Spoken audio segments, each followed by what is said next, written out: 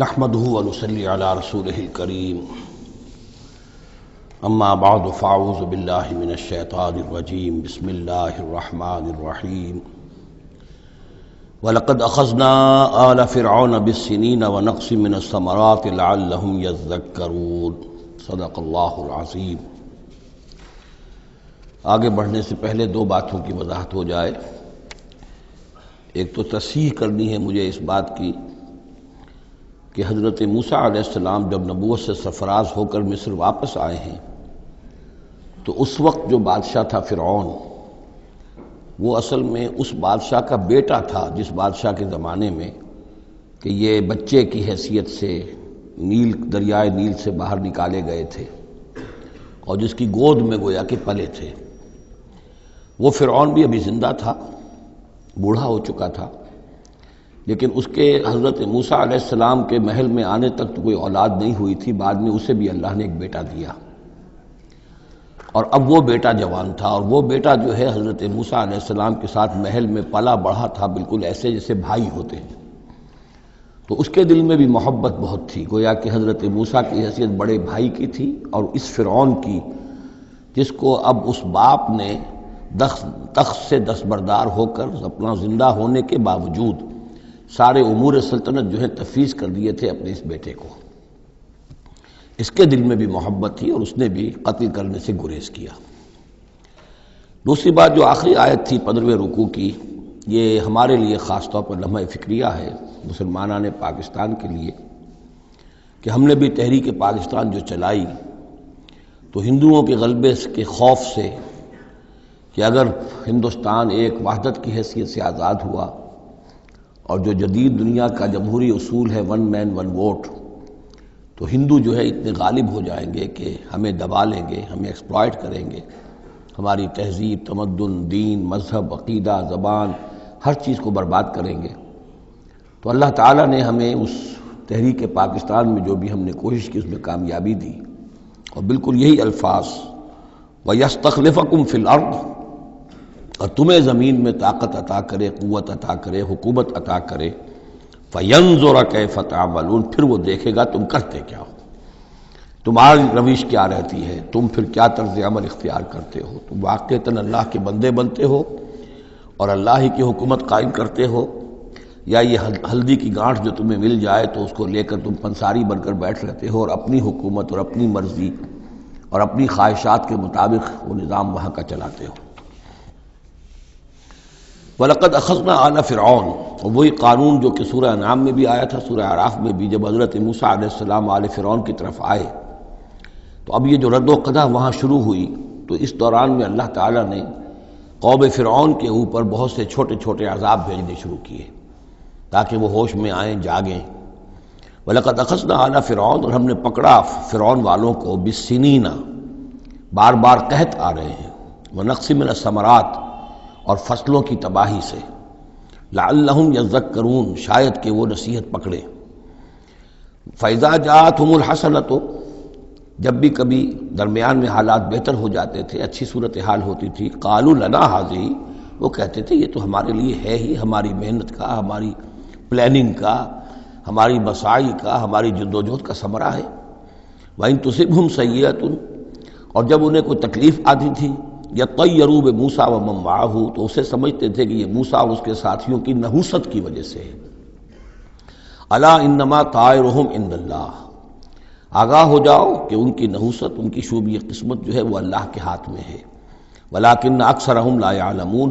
لیکن ان کی اکثریت علم نہیں رکھتی، سمجھتے نہیں۔ وقالوا مہما تأتنا بہ من آیۃ لتسحرنا بہا، اور وہ کہتے تھے بہت ہی چیلنجنگ انداز میں کہ اے موسیٰ،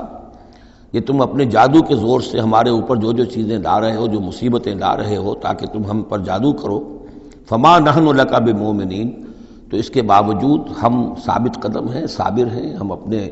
عقائد پر، اپنے نظام پر جمے ہوئے ہیں، ہم آپ کی بات ماننے والے نہیں ہیں۔ فارسلنا علیہم الطوفان،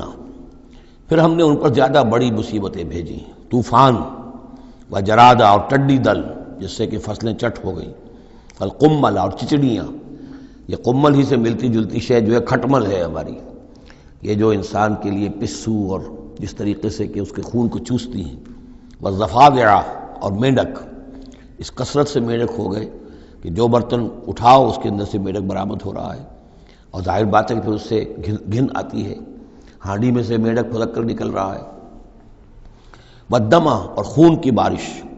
آیات مفصلات، یہ ہم نے نشانیاں بھیجی وقفے وقفے سے، ساری ایک دم نہیں، ایک مرتبہ ایک نشانی ہے پھر دوسری نشانی ہے۔ فاستکبروا وکانوا قوما مجرمین، اس کے باوجود وہ استکبار پر اڑے رہے، اور وہ بڑی ہی اڑیل قوم تھے، مجرم قوم تھے۔ ولما وقع علیہم الرجس، اور جب ان پر وہ مصیبت آ جاتی تھی، یعنی یہ کہ ہوتے ہوتے اب ان کی جو اکڑ خونی ہے اس میں کم سے کم یہ کمزوری واقع ہو گئی، یہ نرمی واقع ہو گئی جو آگے آ رہی ہے۔ ولما وقع علیہم الرجس، جب ان پر وہ عذاب آتا تھا، قالوا یا موسیٰ، تو وہ حضرت موسیٰ سے کہتے تھے، ادع لنا ربک بما عہد عندک، اپنے رب کو پکارو، دعا کرو جو تمہارا اس سے قول و قرار ہے، تمہارا عہد ہے اس کے ساتھ، تاکہ وہ ہمیں اس مصیبت سے نجات دے۔ لئن کشفت عنا الرجس، اگر اس نے ہم سے اس عذاب کو ہٹا دیا، کھول دیا، لنؤمنن لک، ہم تمہاری بات مان لیں گے۔ یہ ایمان کے ساتھ جب لام آتا ہے تو اس کے معنی وہ ایمان ایک عقیدے والا ایمان نہیں ہوتا، مان لیں گے، تمہاری بات مان لیں گے۔ ایک ہے ایمان بے کے ساتھ، آمنت باللہ و ملائکتہ و کتبہ، تو با کے ساتھ جب آتا ہے پورے وثوق کے ساتھ، یقین کے ساتھ، گہرے اعتماد کے ساتھ، اور ایک ہے کسی کی بات سرسری طور پر مان لینا، تو وہ پھر ایمان لام کے ساتھ ہوتا ہے۔ لنؤمنن لک، ہم آپ کی بات مان لیں گے، وَلَنُرْسِلَنَّ مَعَكَ بنی اسرائیل، اور آپ کے ساتھ ہم بنی اسرائیل کو اس ملک سے جانے دیں گے۔ اصل میں وہ کیوں نہیں جانے دینا چاہتے تھے؟ اس لیے کہ ان کے لیے وہ بڑی ہی چیپ لیبر تھی، ان کے غلاموں کی حیثیت تھی، اور بڑے بڑے بھاری کام ان سے کرواتے تھے۔ احرام مصر کی تعمیر میں نہ معلوم کتنے اسرائیلیوں کی ہڈیاں جو ہے وہ دفن ہیں، بڑی بڑی چٹانیں جو ہیں وہ جب اوپر کھینچی جاتی تھی، یعنی کوئی گرتی تھی تو ان کے بیسیوں نہیں سینکڑوں جو ہے اس کے اندر پس جاتے تھے۔ تو ظاہر بات ہے کہ وہ چیپ لیبر جو انہیں ملی ہوئی تھی اس کو چھوڑنے کے لیے آسانی سے وہ تیار نہیں تھے، اس حوالے سے انہیں یہ شاخ گزر رہا تھا، ورنہ ظاہر بات ہے وہ بھی جانتے تھے کہ یہ ہمارے اس ملک کے رہنے والے نہیں ہیں، یہ فلسطین سے آئے تھے حضرت یوسف علیہ السلام کے زمانے میں، لیکن جیسا کہ میں نے عرض کیا آپ سے پہلے کہ ابتدا میں ان کے لیے وہاں بڑی آؤ بھگت رہی، بڑے عیش رہے، وہ پیرزادوں کی طرح ان کا احترام کیا گیا، انہیں بہترین زمینیں دی گئیں۔ جوشن کا علاقہ کہلاتا ہے جو نیل کا ڈیلٹا ہے، جو سب سے زیادہ زرخیز علاقہ ہے، وہ ان کو دیا گیا، وہاں یہ لوگ جو زمیندار بنے۔ لیکن اس کے بعد جب وہ نیشنلسٹ ریولوشن آیا تو بات ساری جو ہے وہ الٹی ہو گئی، تو فرمایا کہ ہم بھیج دیں گے آپ کے ساتھ بنی اسرائیل کو۔ فلما کشفنا عنہم الرجس، لیکن جب ہم ان سے وہ مصیبت کو دور کر دیتے تھے، الی اجل ہم بالغوہ، ایک مدت تک کے لیے کہ جس تک وہ پہنچ جائیں، لیکن ظاہر بات ہے کہ ہر ایک چیز کے لیے ایک مدت ہے، اس کے اندر ہی وہ بات ختم ہوتی ہے۔ اذا ہم ینکثون، تو پھر وہ اپنے عہد سے پھر جاتے تھے، اپنا وہ وعدہ جو تھا وہ اس کو توڑ دیتے تھے۔ فانتقمنا منہم، اب now cutting a long story short, بس ہم نے ان سے انتقام لیا۔ فاغرقناہم فی الیم، اور ہم نے انہیں سمندر میں غرق کر دیا، بانہم کذبوا بآیاتنا، اس لیے کہ انہوں نے ہماری آیات کو جھٹلایا، وکانوا عنہا غافلین، اور یقیناً وہ ہماری ان آیات سے تغافل برتتے رہے۔ وَأَوْرَثْنَا الْقَوْمَ الَّذِينَ كَانُوا يُسْتَضْعَفُونَ مَشَارِقَ الْأَرْضِ وَمَغَارِبَهَا الَّتِي بَارَكْنَا فِيهَا، اور وارث بنا دیا ہم نے اس زمین کے مشرق و مغرب کا جس کو کہ ہم نے بابرکت بنایا ہے۔ یہاں میں مشارق الارض آ کر ذرا بات کے سمجھنے میں مشکل ہو جاتی ہے، یہ خاص ایک ترتیب ہے رزم کے حوالے سے۔ مراد یہ ہے کہ اس زمین کا وارث بنا دیا جس زمین کو ہم نے بابرکت بنایا ہے، اس کے مشرق اور مغرب پر قبضہ دلا دیا اس قوم کو کہ جس کو دبا لیا گیا تھا۔ یہ زمین فلسطین ہے، ارض فلسطین، اس لیے کہ قرآن مجید میں بھی ہے الذی بارکنا حولہ، سبحان الذی اسری بعبدہ لیلا من المسجد الحرام الی المسجد الاقصی الذی بارکنا حولہ لنریہ من آیاتنا۔ تو یہ سرزمین فلسطین جو ہے یہ اس اعتبار سے بھی مبارک ہے کہ سینکڑوں انبیاء یہاں رہے اور دفن ہوئے، حضرت ابراہیم علیہ السلام کے بعد سے لے کر، اور یہ کہ نہ معلوم کتنے طویل عرصے تک یہ انبیاء کا مدفن بھی رہا اور ان کا مسکن بھی رہا۔ پھر یہ کہ بڑی زرخیز علاقہ بھی ہے۔ تو ہم نے اس قوم کو کانوا یستضعفون، جو دبا لیے گئے تھے مصر میں، جو دبے ہوئے تھے، پسے ہوئے تھے، ان کو وارث بنا دیا، اس زمین کے مشرق اور مغرب کا، مشارق الارض و مغاربہ التی بارکنا فیہا، جس میں ہم نے برکتیں رکھی ہیں۔ وتمت کلمۃ ربک الحسنی علی بنی اسرائیل، اور تیرے رب کی اچھی بات، اچھا وعدہ بنی اسرائیل کے حق میں پورا ہو گیا، بما صبروا، جو صبر انہوں نے کیا، یعنی جو بھی سختیاں آئیں حضرت موسیٰ علیہ السلام کے ساتھ، جو بھی لوگ ان میں سے ایمان لائے تھے، انہوں نے واقعتاً ثابت قدمی دکھائی، اور یہ کہ اس صبر کی وجہ سے اللہ تعالیٰ کا وعدہ ان پر پورا ہوا۔ وَدَمَّرْنَا مَا كَانَ يَصْنَعُ فِرْعَوْنُ وَقَوْمُهُ، اور ہم نے تباہ و برباد کر دیا جو کچھ کے بنایا تھا فرعون نے اور اس کی قوم نے، وَمَا كَانُوا يَعْرِشُونَ، اور جو وہ اونچے اونچے کرتے تھے، محل بناتے تھے یا کچھ اور اونچی اونچی ٹٹیاں چڑھاتے تھے اپنے انگوروں کی بیلوں کے لیے، ان سب کو ہم نے جو ہے ختم کر کے رکھ دیا۔ اب یہ جو تھا ان کا سفر مصر سے، اور جو یہ صحرائے سینا تک آئے، اس کا تذکرہ جو ہے کئی مرتبہ اس سے پہلے مدنی صورتوں میں بھی آ چکا ہے، لیکن اب کچھ واقعات وہ بیان ہو رہے ہیں کہ جو اس ایکسوڈس کے بعد، اسے ایکسوڈس کہتے ہیں، کتاب الخروج، یعنی یہ جو باب ہے اولڈ ٹیسٹمنٹ کا، ایکسوڈس، نکلنا، مصر سے نکلنا، اس کے حالات۔ وجاوزنا ببنی اسرائیل البحر، اور پار اتار دیا ہم نے بنی اسرائیل کو سمندر کے یا دریا کے، فَأَتَوْا عَلَىٰ قَوْمٍ، تو ان کا گزر ہوا، پہنچے وہ ایک ایسی قوم پر، یعکفون علی اصنام لہم، جو اعتکاف کرتے تھے اپنے اپنے بتوں کا۔ یہ لفظ ذرا یہاں پر نوٹ کیجئے، اعتکاف کرنا۔ اصل میں جو فلسفہ ہے بت پرستی کا، جسے کہ آج کے دور میں ڈاکٹر رادھا کرشنن، جو ایک زمانے میں ہندوستان کے صدر بھی رہے ہیں، بہت بڑے فلسفی تھے، بلکہ ایک دور میں یوں سمجھیے کہ دنیا میں دو ہی فلسفیوں کا ڈنکا بج رہا تھا، ایک فلسفی مذہبی قسم کا اور وہ ڈاکٹر رادھا کرشنن تھے، اور ایک فلسفی ملحد قسم کا وہ برٹرن رسل تھا، اور یہ دونوں تقریباً ایک ہی عمر کے ہم عمر، اور دونوں ہی 90 سے اوپر ہو کر فوت ہوئے ہیں۔ تو ڈاکٹر رادھا کرشنن نے ہندوستان کے فلسفے کو گویا کہ زندہ کر دیا اپنی تصنیفات کے ذریعے سے۔ اس نے بت پرستی کا جو فلسفہ بیان کیا وہ یہ کہ ہم یہ نہیں سمجھتے کہ ان بتوں میں کچھ ہے، یہ تو اصل میں بت تو ہم کسی ڈیٹی، کوئی بھی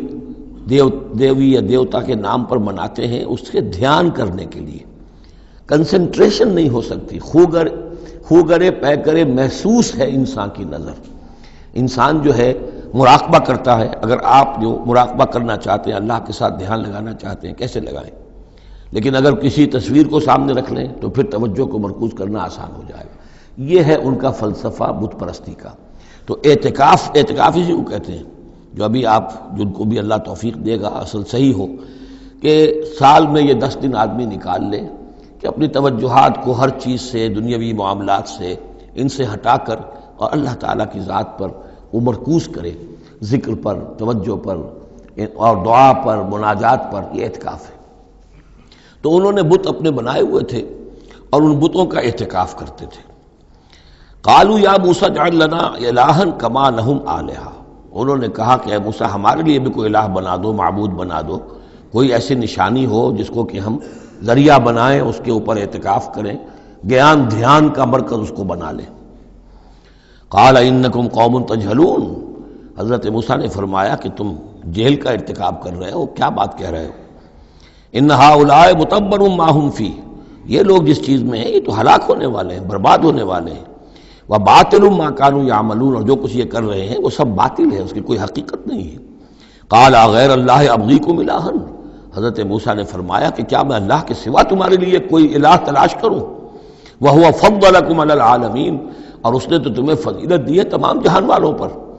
وَإِذْ أَنْجَيْنَاكُمْ مِنْ آلِ فِرْعَوْنَ، اور ذرا یاد کرو جب کہ ہم نے تمہیں نجات دی آل فرعون سے۔ یسومونکم سوء العذاب، یہ الفاظ جو کہ تم سورہ بقرہ میں بھی آئے ہیں اور اس کے بعد بھی آئے ہیں۔ یسومونکم سوء العذاب، وہ تمہیں مبتلا کیے ہوئے تھے بدترین عذاب میں۔ یقتلون ابناءکم ویستحیون نساءکم، وہ قتل کر ڈالتے تھے تمہارے بیٹوں کو اور زندہ رکھتے تھے تمہاری بیٹیوں کو۔ وفی ذالکم بلاء من ربکم عظیم، اور یقیناً اس میں تمہاری رب کی طرف سے بہت بڑی آزمائش تھی۔ ووعدنا موسیٰ 30 لیلۃ، اور ہم نے بلایا موسیٰ کو 30 راتوں کے لیے، عام طور پر دن رات، لیکن یہ کہ عربی میں جو محاورہ ہے وہ رات ہی کا ذکر کرتے ہیں۔ 30 راتوں کے لیے، واتممناھا ب10، روایات سے معلوم ہوتا ہے کہ اولین جو تھی طلبی وہ 30 رات کے لیے ہوئی تھی، لیکن اس میں جو چلہ تھا جو حضرت موسیٰ علیہ السلام کو کاٹنا تھا اس میں روزہ بھی تھا مسلسل 30 دن کا، تو اس میں یہ ہے کہ کسی وقت ان سے ضبط نہیں ہو سکا اور مسواک کر لی تھی، وہ جو روزے کی وجہ سے منہ کے اندر ایک طرح کی بو پیدا ہو جاتی ہے، اس کو برداشت نہ کر سکے، تو اس کی پاداش میں، اب یہ روایات ہیں، میں نہیں کہہ سکتا کہ کس حد تک ان میں صحت ہے، فَأَتْمَمْنَاهَا بِعَشْرٍ، تو مکمل کر دیا ہم نے اس مدت کو 10 دن سے اور، فَتَمَّ مِيقَاتُ رَبِّهِ 40 لَيْلَةً، تو وقت مدت پوری ہو گئی اس کے رب کی، یعنی 40 راتیں۔ یہیں سے ہمارے ہاں تصوف میں اہل صوفیہ نے 40 کا یہ چلہ کشی، 40 دن 40 رات کا چلہ کاٹنا، یہ جو ہے نکالا ہے۔ وقال موسیٰ لأخیہ ہارون، اور کہا موسیٰ نے اپنے بھائی ہارون سے علیہ السلام، اخلفنی فی قومی، آپ میری نیابت کیجئے میری قوم میں جا رہا ہوں، مجھے اللہ تعالیٰ نے طلب فرمایا کوہ طور پر، واصلح، اور دیکھیے اصلاح کرتے رہیے، ولا تتبع سبیل المفسدین، اور فساد مچانے والوں کے راستے کی پیروی نہ کیجیے گا۔ ولما جاء موسیٰ لمیقاتنا، اور جب موسیٰ پہنچے ہمارے وقت مقرر پر، وکلمہ ربہ، اور ان سے کلام کیا ان کے رب نے، قال رب ارنی انظر الیک، انہوں نے درخواست کی پروردگار مجھے اپنا دیدار عطا فرما، مجھے دکھا کہ میں تجھے دیکھوں۔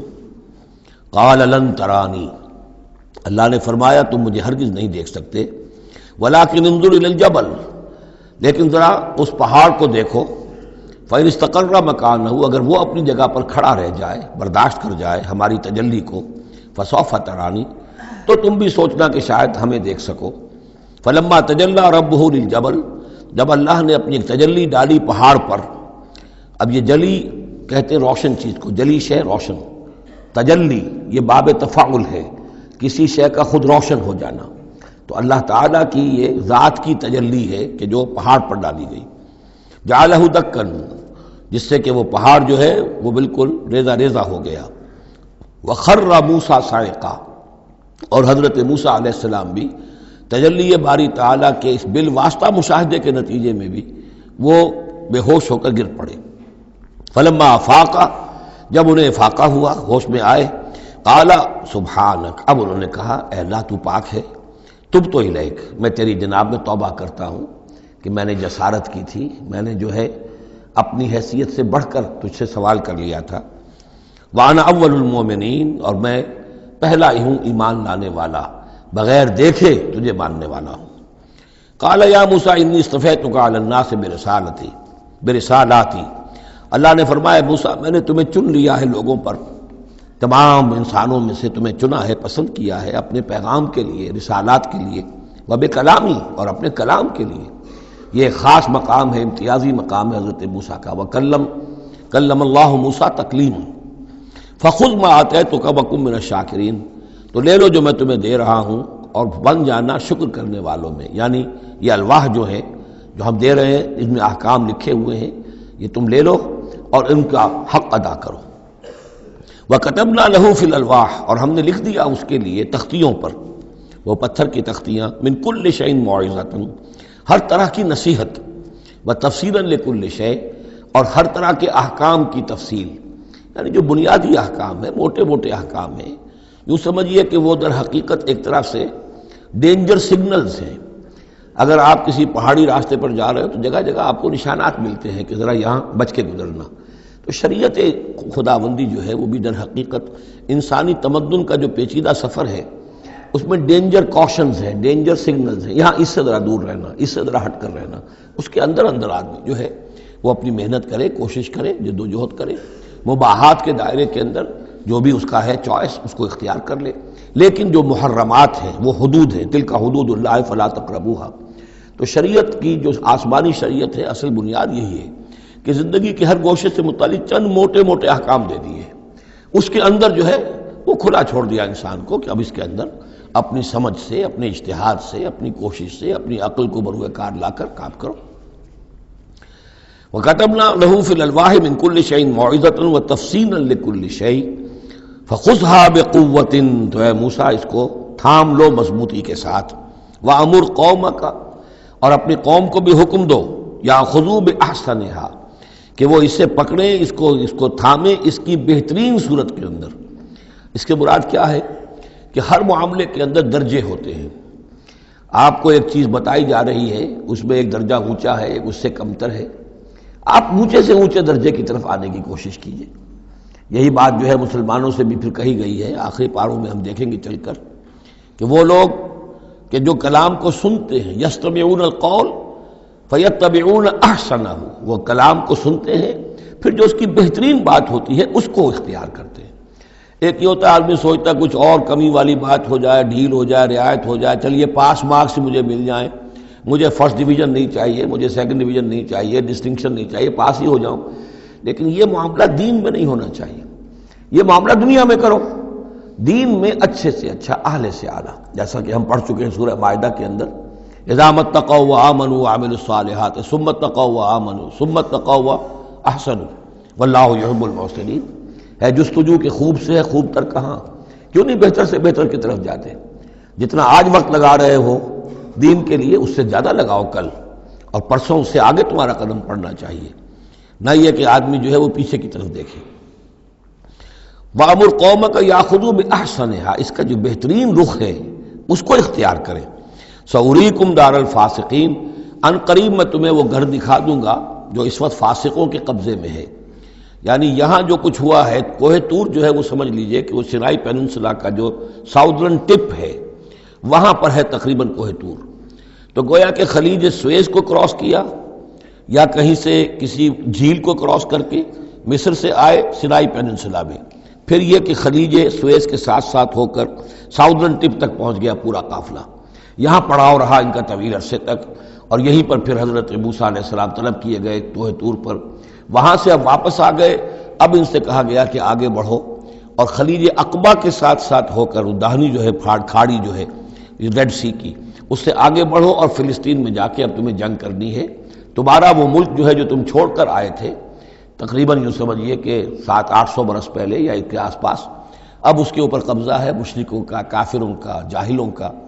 اب اس اپنی سرزمین کو ان سے آزاد کرانے کے لیے اب تمہیں جہاد کرنا ہے، وہ جس کا ذکر ہم سورہ مائدہ میں پڑھا ہے، تو اس کا یہاں پر تذکرہ ہو رہا ہے۔ سأُرِيكُمْ دَارَ الْفَاسِقِينَ، یعنی وہ فلسطین تک اب میں تمہیں لے جاؤں گا اور تمہیں دکھا دوں گا وہ جگہ جو تمہارا اصل مسکن ہے، اور اس کے لیے یہ ہے کہ تمہیں اب ان فاسقوں کو وہاں سے نکالنا ہوگا۔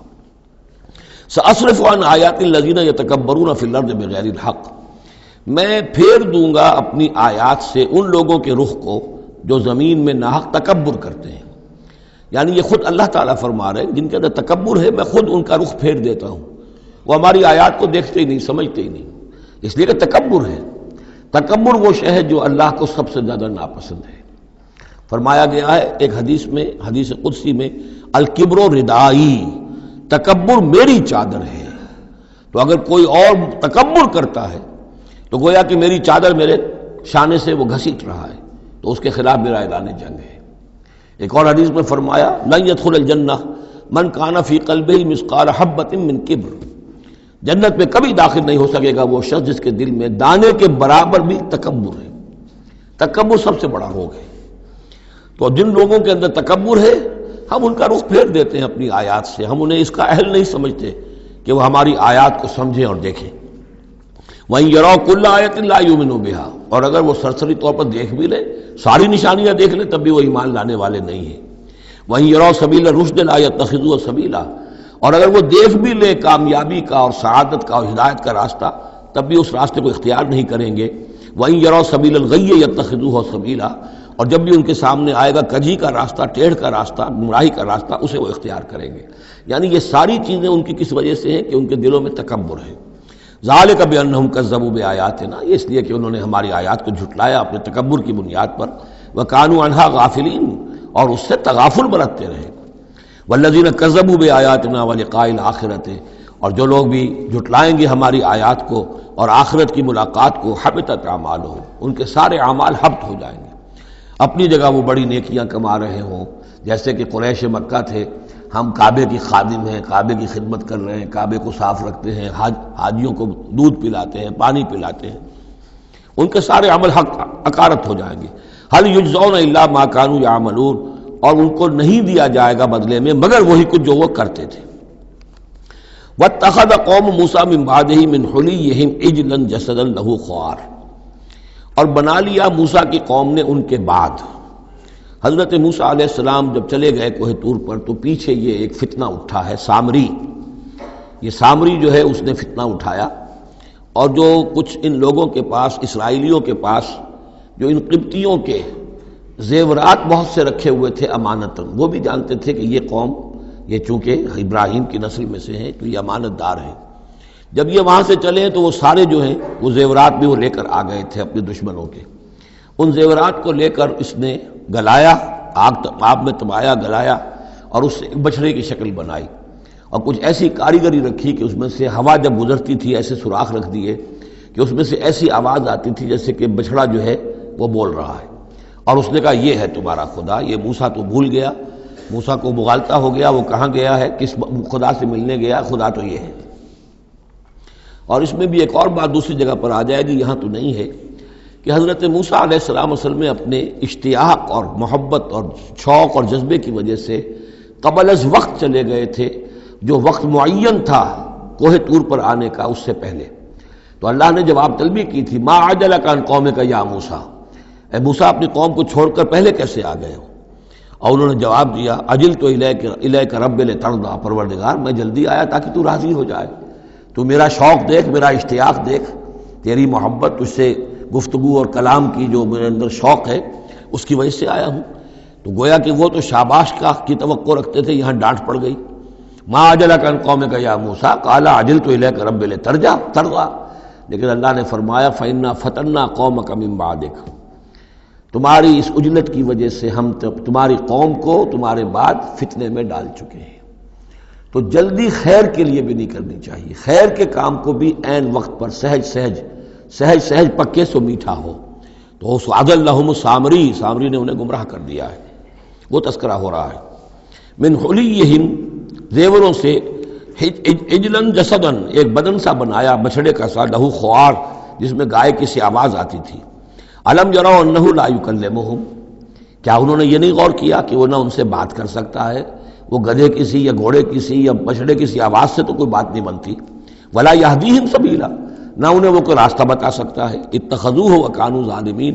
انہوں نے اسی کی عبادت شروع کر دی، اسے معبود بنا لیا، اور وہ تھے بہت ظالم۔ ولما سقط فی ایدیہم ورأوا انہم قد ضلوا، اور جب ان کے ہاتھوں کے طوطے اڑ گئے، پچھتاوا ہوا، یعنی ان میں سے بھی گویا کہ 3 حصوں میں قوم تقسیم ہو گئی۔ ایک قوم، بڑا حصہ قوم کا وہ رہا جو اس گناہ میں شریک نہیں ہوا، ایک حصہ وہ تھا کہ جو کچھ دیر کے لیے شریک رہا لیکن فوراً ہوش میں آ گیا بعد میں، تیسرا حصہ وہ تھا جو حضرت موسیٰ علیہ السلام کی واپسی تک اس پر اڑا رہا، جازم رہا۔ تو یہاں اس درمیانی طبقے کا ذکر ہو رہا ہے، وَلَمَّا سُقِطَ فِي أَيْدِيهِمْ وَرَأَوْا أَنَّهُمْ ضَلُّوا، جب ان کے ہاتھوں کے طوطے اڑ گئے، ان کے پچھتاوا طاری ہوا، اور انہوں نے سوچا ہم تو گمراہ ہو گئے، یہ ہم کیا کر بیٹھے۔ قَالُوا لَئِن لَّمْ يَرْحَمْنَا رَبُّنَا، انہوں نے کہا کہ اگر ہمارے رب نے ہم پر رحم نہ فرمایا، وَيَغْفِرْ لَنَا، اور اگر ہمیں بخش نہ دیا، لَنَكُونَنَّ مِنَ الْخَاسِرِينَ، تو ہم تو ہو جائیں گے بہت خسارے والوں میں سے۔ وَلَمَّا رَجَعَ مُوسَىٰ إِلَىٰ قَوْمِهِ غَضْبَانَ أَسِفًا، تو جب موسیٰ لوٹے اپنی قوم کے پاس، غضبان آصفا، غضبان یہ فعلان کے وزن پر، رحمان کے وزن پر، نہایت غضبناک۔ حضرت موسیٰ علیہ السلام کا مزاج بھی جلالی تھا، پھر یہ کہ اتنی بڑی گمراہی، اور یہ اللہ تعالیٰ نے کوہ طور ہی پر بتا دیا تھا کہ تمہاری قوم پیچھے فتنے میں پڑ چکی ہے اور وہ گمراہ ہو چکی ہے۔ فَإِنَّا فَتَنَّا قَوْمَكَ مِن بَعْدِكَ وَأَضَلَّهُ السَّامِرِي، تو وہاں سے آئے ہی ہیں تو غضبناک تھے، غضبان آصفا، نہایت افسوس میں بھی اور سخت غضبناک۔ قال بئس ما خلفتمونی من بعدی، یہ خطاب حضرت ہارون سے بھی ہو سکتا ہے اور اپنی پوری قوم سے بھی ہو سکتا ہے۔ بری ہے میری نیابت جو تم نے کی ہے میرے بعد، عاجلتم امر ربکم، تم نے اپنے رب کے معاملے کے اندر جلدی کی، میرا انتظار کرتے، اگر اس نے کچھ بنا ہی دیا تھا، کوئی شوبدہ دکھایا تھا، میرے آنے تک انتظار کر لیتے، میں تمہیں بتاتا اس کی حقیقت کیا ہے۔ وَأَلْقَى الْأَلْوَاحَ، اور انہوں نے وہ جو تختیاں لے کر آئے تھے کوہ طور سے تورات والی، وہ تو ایک طرف ڈال دیں۔ وَأَخَذَ بِرَأْسِ أَخِيهِ يَجُرُّهُ إِلَيْهِ، اور غضبناک ہو کر اپنے بھائی حضرت ہارون علیہ السلام کے سر کے بال پکڑ لیے اور اپنی طرف کھینچا غصے میں، یہ تم نے کیا کیا، میرے پیچھے یہ میں تمہیں خلیفہ بنا کر گیا تھا۔ قال ابن امہ، انہوں نے کہا اے میرے ماں جائے، اے میرے ماں کے بیٹے، ان القوم استضعفونی، قوم نے مجھے دبا لیا تھا، مجھے بے بس کر دیا تھا، وقادوا یقتلوننی، اور وہ تو میرے قتل پر آمادہ ہو گئے تھے، میں نے انہیں روکا، میں نے منع کیا، لیکن وہ اس درجے اس معاملے کے اندر آگے بڑھ گئے تھے، قادوا یقتلوننی، وہ تو مجھے قتل کرنے پر آمادہ تھے۔ فلا تشمت بی الاعداء، تو دیکھیں اب مجھ پر آپ دشمنوں کو ہنسنے کا موقع نہ دیں۔ ایک تو آپ کے پیچھے انہوں نے مجھے دبایا، میری توہین کی، مجھے قتل کرنے تک پر آمادہ ہو گئے، اب وہ دیکھیں گے کہ موسیٰ بھی آئے ہیں تو میرے بال آپ پکڑ کر کھینچ رہے ہیں اور میری توہین کر رہے ہیں، تو اس پر تو دشمن اور ہنسے گا۔ فلا تشمت بی الاعداء، شماتت اعداء یہ ہمارے ہاں پھر اردو زبان میں محاورہ ہے۔ ولا تجعلنی مع القوم الظالمین، اور مجھے ان ظالموں کے ساتھ نہ کر دیجئے، میں ان کے ساتھ نہیں ہوں، نہ میں نے ان کے ساتھ اتفاق کیا ہے، میں روکتا رہا، منع کرتا رہا۔ قال رب اغفر لی ولأخی، اب حضرت موسیٰ نے دعا کی اللہ سے، پروردگار بخش دے مجھے بھی اور میرے بھائی کو بھی، وادخلنا فی رحمتک، اور ہمیں داخل فرما اپنی رحمت میں، وانت ارحم الراحمین، اور یقیناً تو ہے تمام رحم کرنے والوں میں سب سے بڑھ کر رحم فرمانے والا۔ ان الذین اتخذوا العجل سینالہم غضب من ربہم، اب یہ فیصلہ انہوں نے دیا، یقیناً جن لوگوں نے اس بچڑے کو اپنا معبود بنایا، ان قریب ان پر آئے گا غضب ان کے رب کی طرف سے، گویا کہ قتل مرتد کی سزا جس کا ذکر ہم سورہ بقرہ میں پڑھ چکے ہیں۔ وَذِلَّةٌ فِي الْحَيَاةِ الدُّنْيَا، دنیا میں ذلت بھی آئے گی، وَكَذَلِكَ نَجْزِي الْمُفْتَرِينَ، اور اسی طریقے سے بہتان باندھنے والوں کو، جھوٹ گھڑنے والوں کو ہم جزا دیتے ہیں۔ وَالَّذِينَ عَمِلُوا السَّيِّئَاتِ ثُمَّ تَابُوا مِن بَعْدِهَا وَآمَنُوا، البتہ جن لوگوں نے کچھ دیر کے لیے یہ غلط کام کیا تھا لیکن پھر وہ توبہ کر لی انہوں نے، من بعدہا اس کے بعد، وآمنوا اور ایمان لے آئے، ان ربک من بعدہا لغفور الرحیم، تو یقیناً اس کے بعد آپ کا رب جو ہے غفور الرحیم ہے۔ جن سے عارضی طور پر یہ بات ہو گئی تھی پھر انہوں نے توبہ کر لی، ان کے لیے تو مغفرت ہے، اللہ تعالیٰ معاف فرمائے گا، غفور الرحیم ہے۔ البتہ جو اب تک اس پر اڑے رہے ہیں ان کے لیے یہ حد جاری کی جائے گی۔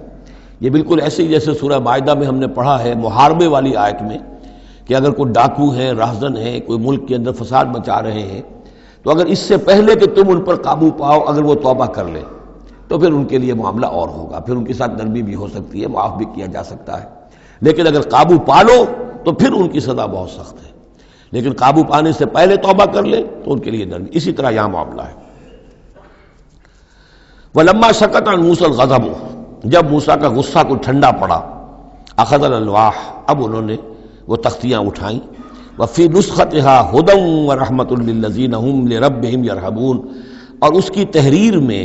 لکھا ہوئی تھی رحمت، ہدایت بھی اور رحمت بھی ان لوگوں کے حق میں جو اپنے رب سے ڈرتے ہیں، اپنے رب کا تقوی اور خوف رکھتے ہیں۔ واختار موسیٰ قومہ 70 رجلا لمیقاتنا، اب ایک تو سزا دے دی گئی، ایک تو پرج ہو گئی، اور یہودی جو ہیں جنہوں نے کہ آخری وقت تک اس کے اوپر قائم رہے انہیں قتل کر دیا گیا۔ اب اس کے بعد ایک اجتماعی توبہ کے لیے حضرت موسیٰ علیہ السلام نے اپنی قوم کے 70 سرکردہ افراد کو لیا، واختارا چن لیا، اختارا موسیٰ قومہ 70 رجلا لمیقاتنا، اللہ تعالیٰ ہی نے طلب فرمایا ہے، ہمارے وقت مقررہ کے لیے چن لیے موسیٰ نے اپنی قوم میں سے 70 سرکردہ افراد۔ فلما اخذتهم الرجفۃ، جب وہ آئے ہیں کوہ طور پر یا اس کے قریب تو ان کے اوپر کپ کپی طاری ہو گئی یا زلزلے نے آ پکڑا، یعنی وہ ایک سخت ترین جو ہے ان کے لیے پھر خوفناک صورت پیدا کر دی گئی۔ قال رب، حضرت موسیٰ نے عرض کیا پروردگار، لو شئت اہلکتہم من قبل وإیایا، اگر تیری مشیت یہی تھی تو اس سے پہلے ہی ہمیں بھی ہلاک کر سکتا تھا، مجھے بھی کر سکتا تھا، انہیں بھی کر سکتا تھا، خطا کار تو ہم ہیں، غلطی ہوئی ہے، لیکن بہرحال ہم نے اتنا بڑا کفارہ بھی دے دیا ہے، اپنی قوم کے اتنے لوگوں کو اپنے ہاتھوں ذبح بھی کیا ہے، لیکن یہ کہ اگر ہلاک ہی کرنا تھا جو اس وقت شکل ہو رہی ہے تو پہلے قدم پر بھی تو ہلاک کر سکتا تھا۔ لو شئت اہلکتہم من قبل وإیایا، اگر تو چاہتا تو ہلاک کر دیتا ان سب کو بھی اور مجھے بھی۔ اتہلکنا بما فعل السفہاء منا، کیا تم ہمیں ہلاک کر دے گا ہمارے کچھ بے وقوف لوگوں کی حرکت کی وجہ سے؟ ہمارے ہاں کچھ بے وقوف تھے جنہوں نے حرکت کی تھی، اور ان کی وجہ سے کیا پوری قوم کو ہلاک کر دے گا؟ ان ہی الا فتنتک، نہیں یہ تیری طرف سے ایک آزمائش ہے۔ تضل بہا من تشاء، تو گمراہ کرتا ہے اس کے ذریعے سے جس کو چاہتا ہے، وتہدی من تشاء، اور ہدایت دیتا ہے جس کو چاہتا ہے۔ انت ولینا، تو ہمارا ولی ہے، ہمارا ساتھی ہے، پشت پناہ ہے، مولا ہے۔ فاغفر لنا، پس ہمیں بخش دے، ہماری گناہ کو معاف فرما، ورحمنا، ہم پر رحم فرما وانت خیر الغافرین، اور یقیناً تمام بخشنے والوں میں تو سب سے بہتر بخشنے والا ہے۔ وَاكْتُبْ لَنَا فِي هَذِهِ الدُّنْيَا حَسَنَةً وَفِي الْآخِرَةِ، ہمارے لیے اس دنیا کی زندگی میں بھی حسنہ لکھ دے، طے کر دے۔ اب دیکھیے یہ دعا کر رہے ہیں حضرت موسیٰ اپنی قوم کے لیے، بنی اسرائیل کے لیے، وَاكْتُبْ لَنَا فِي هَذِهِ الدُّنْيَا حَسَنَةً وَفِي الْآخِرَةِ،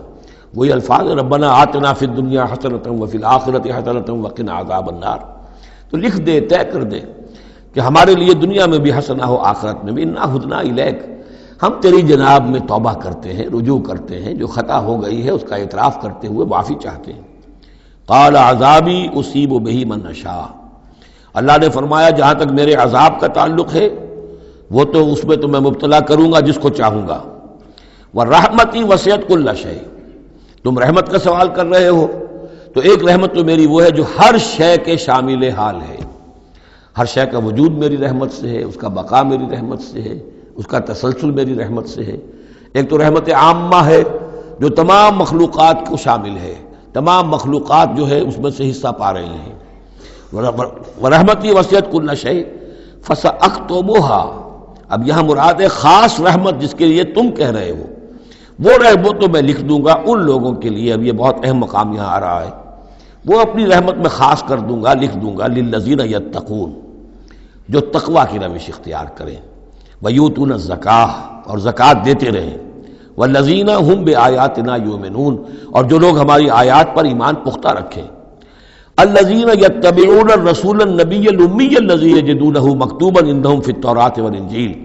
جو اتباع کریں گے ہمارے امی نبی کی، جس کا کوئی رسول بنا کر بھیجا جائے گا، رسول نبی امی کا اتباع کریں گے، جسے وہ پائیں گے الذی یجدونہ، جسے پائیں گے لکھا ہوا مکتوباً عندہم، ان کے پاس، اپنے پاس، فی التوراۃ والانجیل، کہ وہ ان کے پاس اس کی پیشن گوئیاں، اس کے حالات، اس کی علامات تورات اور انجیل دونوں میں ہوں گی۔ تو جو لوگ ان کا اتباع کریں گے، نبی امی محمد الرسول اللہ صلی اللہ علیہ وسلم امیین میں سے اٹھائے گئے، اور آپ واقعتاً اس قوم میں سے تھے جس کے پاس کوئی کتاب نہیں تھی، کوئی شریعت نہیں تھی، ویسے بھی آپ نے دنیاوی اعتبار سے کوئی تعلیم حاصل نہیں کی، دنیاوی معیار کے اعتبار سے لکھنا پڑھنا آپ نہیں جانتے تھے، تو امی تھے۔ تو رسول نبی الامی، جو پیروی کریں گے میرے اس رسول کی جو نبی امی ہوگا، جسے یہ پائیں گے الذی یجدونہ مکتوبا، لکھا ہوا، جس کی علامات اور جس کی پیشن گوئیاں، عندہم فی التوراۃ والانجیل، ان کے پاس تورات اور انجیل دونوں میں، یامرہم بالمعروف، وہ انہیں نیکی کے حکم دے گا، وینہاہم عن المنکر، اور تمام بدیوں سے روکے گا، ویحل لہم الطیبات، اور ان کے لیے تمام حلال چیزیں، پاک چیزیں حلال کر دے گا۔ یعنی جو ہم پڑھ چکے ہیں کچھ چیزیں تھیں کہ جو بنی اسرائیل پر ان کی شرارتوں کی وجہ سے بھی حرام کر دی گئی تھی، یہ تمام بندشیں اٹھا دے گا، تمام پاکیزہ چیزوں کو ان کے لیے حلال کرے گا۔ وَيُحَرِّمُ عَلَيْهِمُ الْخَبَائِثَ، اور جتنی خبیث ناپاک چیزیں ہیں انہیں حرام قرار دے گا۔ وَيَضَعُ عَنْهُمْ إِصْرَهُمْ وَالْأَغْلَالَ الَّتِي كَانَتْ عَلَيْهِمْ، اور ان سے اتار دے گا، دور کر دے گا، انہیں نجات دے گا ان کے بوجھوں سے اور ان کی ان توقوں سے کہ جو ان کے اوپر پڑے ہوئے ہوں گے۔ یعنی مختلف رسوم اور رواج، ان کے توق جو لوگ باندھ لیتے ہیں اپنے گلوں کے اندر، چاؤ میں کچھ لوگ دولت والے جو ہیں وہ نئی نئی رسمیں ایجاد کرتے ہیں، نئے نئے تہوار ایجاد کرتے ہیں، نئی جو ہیں، اور تقریبات کا چرچا ہو جاتا ہے۔ غریبوں کے لیے پھر ان کو پورا کرنا پڑتا ہے، شادی بیاہ کی یہ تقریبات ہیں۔ اب جن کے پاس حرام کی دولت کے انبار جمع ہیں، ان کے لیے تو اپنی دولت مندی کے اظہار کا موقع ہے، کیسے پتہ چلے گا ہم دولت مند ہیں؟ اسی طریقے سے جیسے کہ ہندوؤں کے ہاں بنیے کی دولت یا لگتی تھی مکان پر یا بیاہ شادی پر، باقی کھانا پینا ان کے ہاں نہیں تھا، نہ اچھا پہننا، نہ اچھا کھانا، نہ اچھا پینا، لیکن مکان بنائیں گے تو عالیشان، اور دوسرے یہ کہ شادی کریں گے تو پھر ٹھاٹ کے ساتھ۔ یہی ہمارے ہاں بھی معاملے چلے آ رہے ہیں، وہ ہندوانہ پس منظر ہے اور اس میں رسومات ہیں۔ اب یہ امیروں کے لیے تو چونچلے ہیں، غریبوں کے لیے یہ اسر اور اغلال ہیں۔ اسر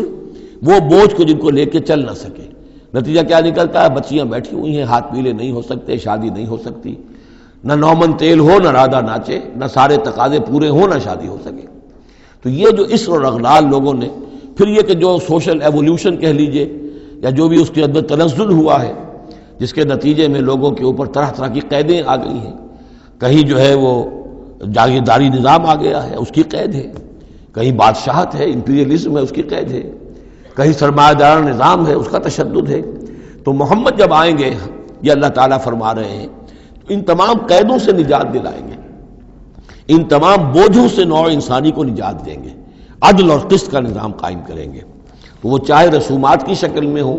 اور چاہے یہ کہ ایک نظام ظالمانہ ایکسپلائٹیٹو اگر نظام ہے، ریپریسو نظام ہے، تو اس کو ہٹا کر فالذین آمنوا بہ۔ اب یہ جو الفاظ آ رہے ہیں اس آیت مبارکہ کے، یہ بہت اہم ہے، اس پر میرا ایک پورا کتابچہ موجود ہے کہ جس کا عنوان ہے نبی اکرم صلی اللہ علیہ وسلم سے ہمارے تعلق کی بنیادیں۔ فالذین آمنوا بہ گنتی کر لیجئے، تو جو لوگ ان پر ایمان لائیں گے، پہلی شرط ہے ایمان، وعزروہ، اور ان کا ادب کریں گے، ونصروہ، اور اس کی مدد کریں گے، واتبعوا النور الذی انزل معہ،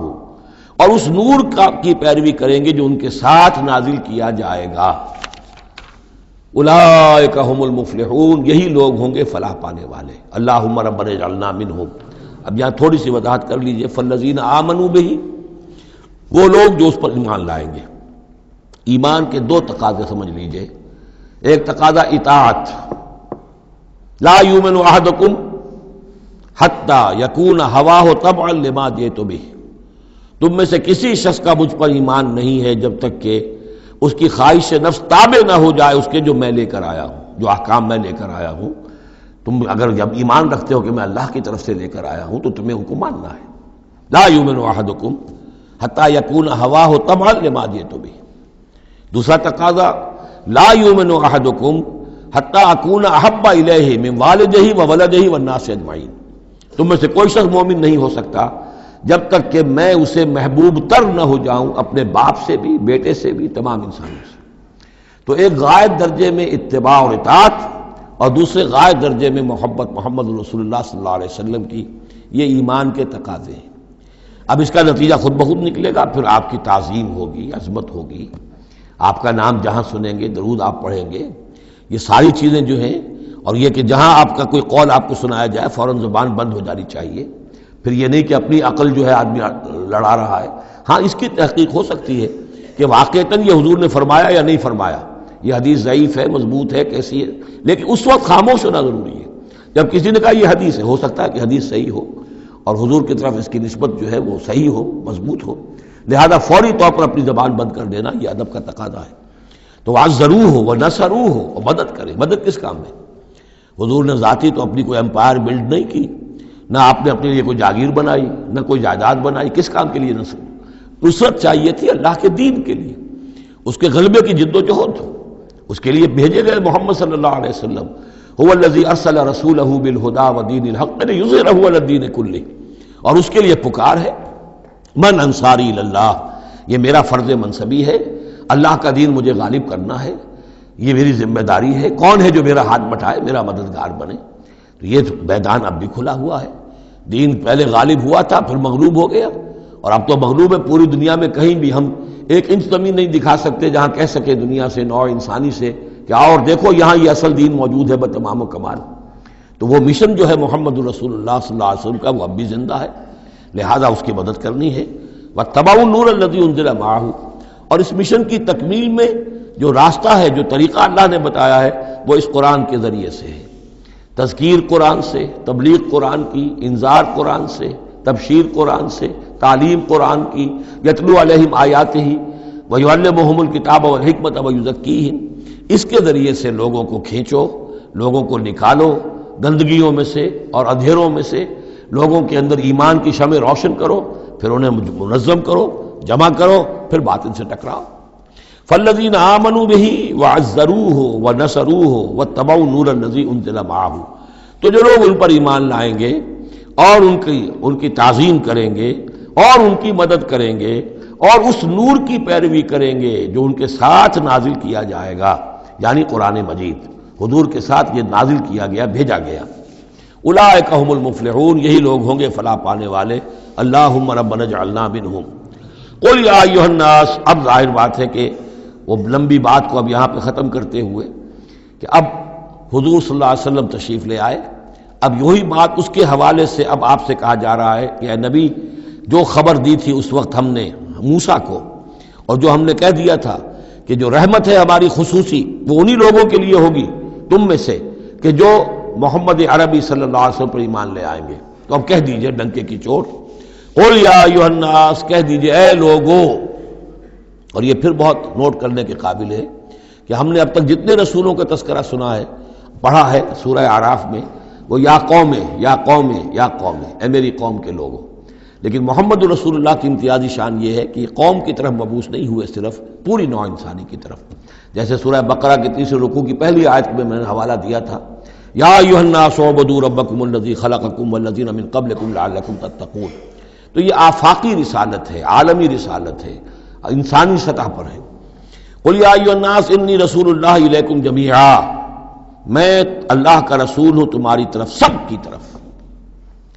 الذی لہ ملک السماوات والارض، یہ بات 5 مرتبہ قرآن میں کہی گئی ہے مختلف الفاظ میں کہ حضور کی بعثت پوری نوع انسانی کے لیے ہے،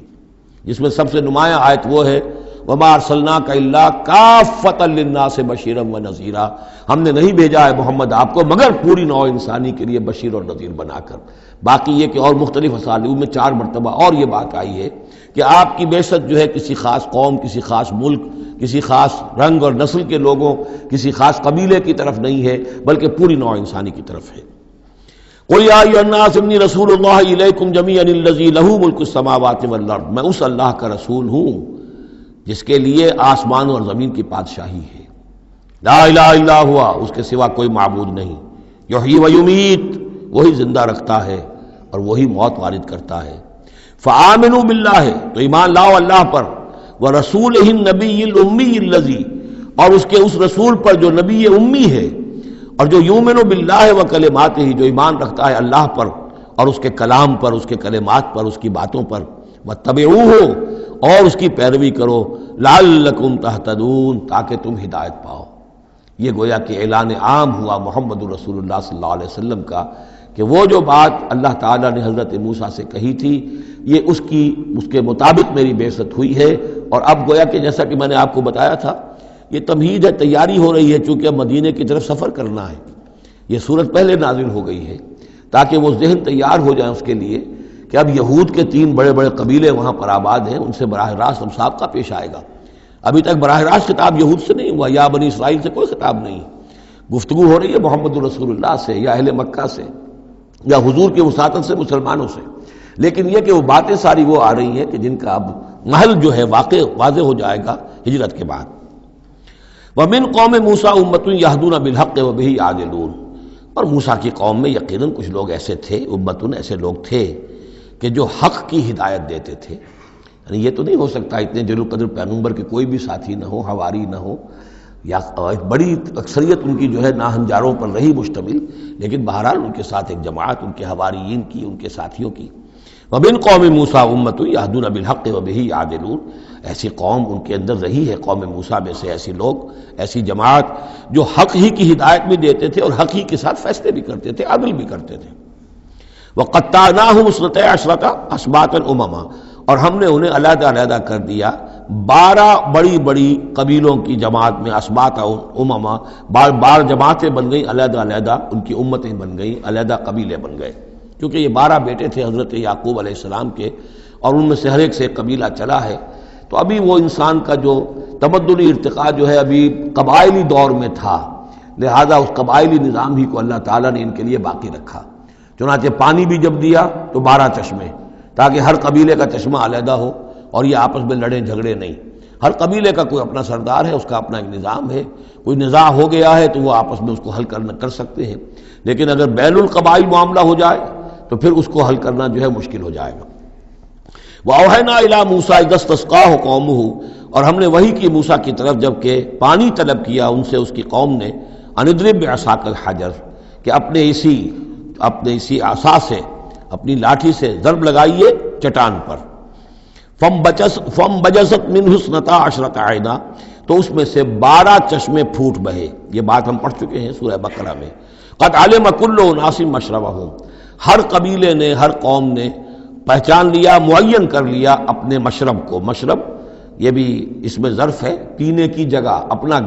گھاٹ معین ہو گیا، یہ چشمہ ہمارا، یہ چشمہ ان کا، یہ چشمہ ان کا ہے، یہ بنی لاوی کا ہے، یہ فلاں کا ہے،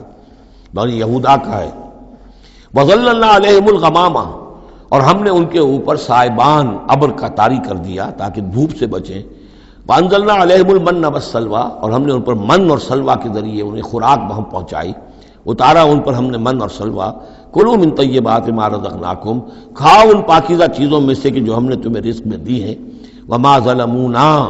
اور انہوں نے کوئی ہم پر ظلم نہیں کیا. ہم پر کیا ظلم کر سکتے تھے، ہمارا کیا بگاڑ سکتے تھے. پہلے بھی یہ الفاظ آئے ہیں، کہیں میں تیزی میں غلط ترجمہ کر گیا ہوں کہ ہم نے ان پر کوئی ظلم نہیں کیا. وما ظلمناہم ہوتا تو ہم نے ان پر ظلم نہیں کیا. وما ظلمونا، انہوں نے ہمارا کیا بگاڑا، ہمارا کیا بگاڑ لیں گے. ایک حدیث قدسی میں آتا ہے کہ اے میرے بندو، اگر تم سب کے سب اولین اور آخرین اور انس اور جن سب بدترین جیسے ہو سکتا ہے تم میں سے کوئی شخص ویسے بن جاؤ، تب بھی میرے خزانے میں کوئی کمی نہیں آئے گی. اور تم سب کے سب اولکم وآخرکم وانسکم وجنکم سب کے سب مل جاؤ اور بہترین میرے مطیع بن جاؤ، میرے بندگی کرنے والے بن جاؤ، میرے خزانے میں کوئی اضافہ نہیں ہوگا، میں تو غنی ہوں. تو وما ظلمونا، انہوں نے ہم پر ہمارا کچھ نہیں بگاڑا. ولکن کانوا انفسہم یظلمون، لیکن وہ خود اپنی ہی جانوں پر ظلم کرتے رہے. وَإِذْ قِيلَ لَهُمُ اسْكُنُوا هَٰذِهِ الْقَرْيَةَ، اور یاد کرو جب کہ ان سے کہا گیا تھا کہ آباد ہو جاؤ اس بستی میں. یہ جیریکو، اریحا، پہلا شہر فلسطین کا کہ جو یوشع ابن نون جوشع ان کی سرکردگی میں جب بنی اسرائیل نے قتال کیا ہے پھر، تو یہ پہلا شہر فتح ہوا. جب ان سے کہا گیا کہ اب اس میں تم رہ سکتے ہو، بس جاؤ. وَكُلُوا مِنْهَا حَيْثُ شِئْتُمْ، اور اس میں سے جو بھی چاہو، جہاں سے بھی چاہو تم کھاؤ. وَقُولُوا حِطَّةٌ، اور دیکھو استغفار کرتے رہو، کہتے رہو اے اللہ ہمارے گناہ جھاڑ دے، ہماری کوتاہیاں، ہماری جو بھی کوئی کمیاں رہ گئی ہیں ان کو پورا کر دے. وَادْخُلُوا الْبَابَ سُجَّدًا، اور جب داخل ہو شہر کے دروازے میں تو سر جھکا کر داخل ہو، تمہاری گردنیں اکڑی ہوئی نہ ہو. نغفر لکم خطیئاتکم، ہم تمہاری جو بھی خطائیں ہیں وہ بخش دیں گے، جو بھی غلطیاں ہوئی ہیں فروغ گزاشتیں ہوئی ہیں ان سب سے درگزر فرمائیں گے. سنزید المحسنین، اور نہ صرف یہ کہ وہ خطائیں معاف کر دیں گے، جو ان میں سے محسن ہوں گے تم میں سے انہیں تو اب اور دیں گے، ان کے درجات بلند کریں گے، ان کو اور اونچے سے اونچے مراتب عطا کریں گے. فبدل الذین ظلموا منہم قولا غیر الذی قیل لہم، تو بدل دیا ان میں سے جو ظالم تھے، گناہ گار تھے، ایک ایسی بات کو کہ جو ان سے کہی گئی تھی اس کی بجائے. یعنی وہ کہا گیا تھا حطتن حطتن حنطتن حنطتن، ہمیں گیہوں چاہیے گیہوں چاہیے. فارسلنا علیہم رجزا من السماء، تو ان پر ہم نے آسمان سے ایک عذاب بھیج دیا. جن لوگوں نے وہ غلط حرکت کی تھی ان پر پلیگ آئی اور وہ سب کے سب ہلاک ہو گئے.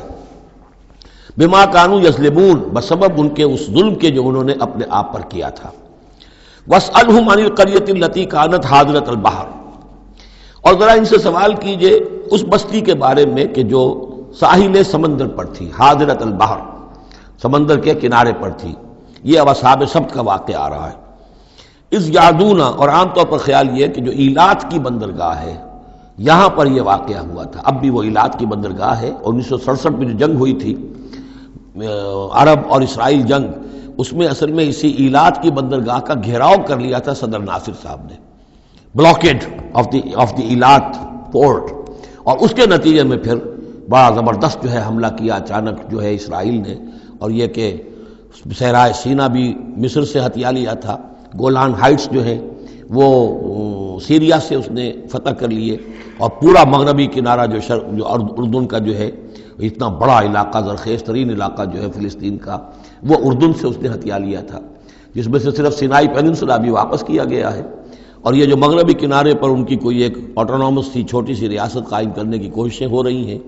باقی یہ کہ گولان ہائٹس پر ابھی کوئی معاملہ نہیں ہوا. تو وہیں پر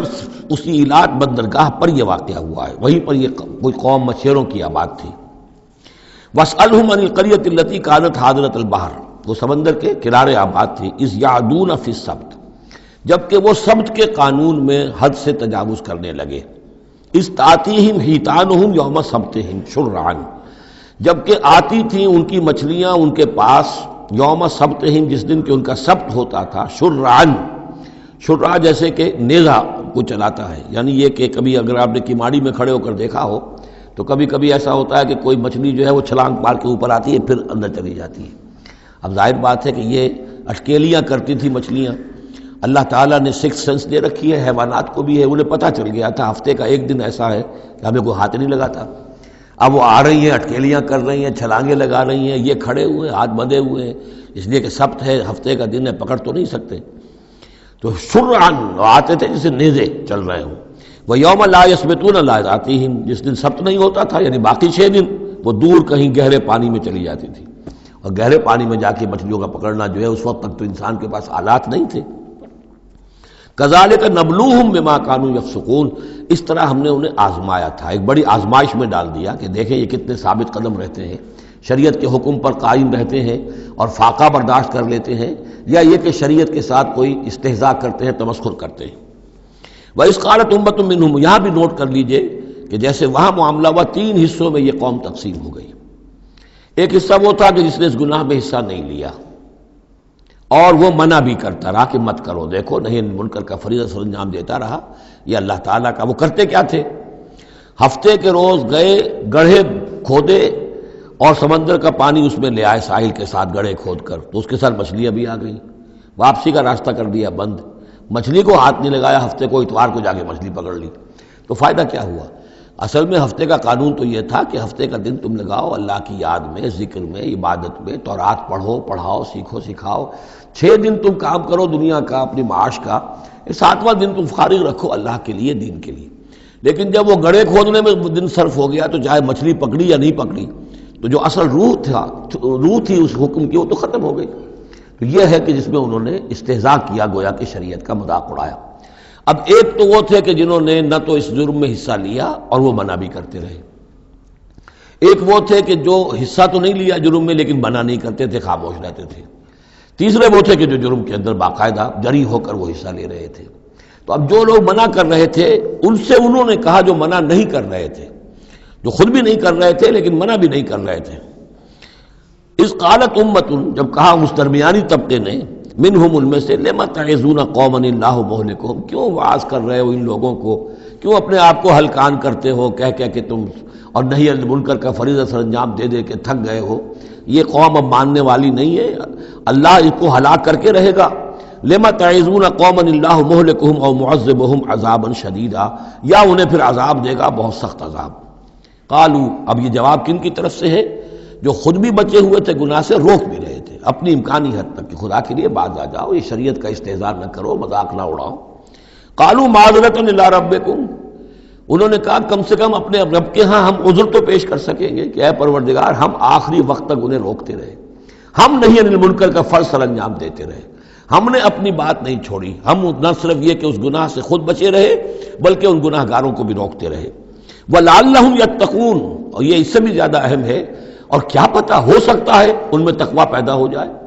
کیسے آپ کہہ سکتے کسی ایک بندے کی سمجھ میں آ جائے، کوئی ایک شخص تائب ہو جائے؟ تو جیسا کہ حضور کی حدیث حضرت علی سے خطاب کر کے آپ نے فرمایا، لا یہدی اللہ بک رجلا واحدا خیر لک من حمر النعم، اگر اللہ تمہارے ذریعے سے علی ایک شخص کو بھی ہدایت دے دے تو یہ تمہارے لیے سرخ اونٹوں سے بڑھ کر دولت ہے. تو اگر ایک بھی بچ جائے، لعلہم یتقون. فلما نسوا ما ذکروا بہ، تو پھر جب انہوں نے نظر انداز کر دیا اس نصیحت کو جو انہیں کی جا رہی تھی، یعنی لگے رہے اپنے اس جرم کے اندر، انجینا الذین ینہون عن السوء، ہم نے بچا لیا ان کو جو کہ بدی سے روکتے تھے. عذاب سے بچے ہیں صرف وہ جو بدی سے روکتے تھے. وَأَخَذْنَا الَّذِينَ ظَلَمُوا بِعَذَابٍ بَئِيسٍ بِمَا كَانُوا يَفْسُقُونَ، اور پکڑ لیا ہم نے ان کو کہ جو اس ظلم میں، گناہ میں اور شریعت کا استہزاء کرنے میں کہ جو مجرم تھے، ان کو ایک بہت ہی برے عذاب میں پکڑا، ان کی اس ناہنجاری کی وجہ سے، سرکشی کی وجہ سے، نافرمانی کی وجہ سے. فلما عتوا عما نہوا عنہ، جب وہ بڑھ گئے، چڑھ گئے، بہت ہی آگے بڑھ گئے ان چیزوں میں جن سے ان کو روکا گیا تھا، قلنا لہم کونوا قردۃ خاسئین، تو ہم نے کہہ دیا کہ اب ہو جاؤ بندر، ذلیل بندروں کی شکل میں ان کی صورتیں جو ہیں وہ تبدیل کر دی گئی. یہ ہے وہ مکمل واقعہ کہ جس کا حوالہ اس سے پہلے کئی بار آ چکا ہے. سب سے پہلے سورہ بقرہ میں بھی آیا تھا، اس کی تفصیل یہاں آ گئی ہے. بارک اللہ لی ولکم فی القرآن العظیم ونفعنی وإیاکم بالآیات والذکر الحکیم.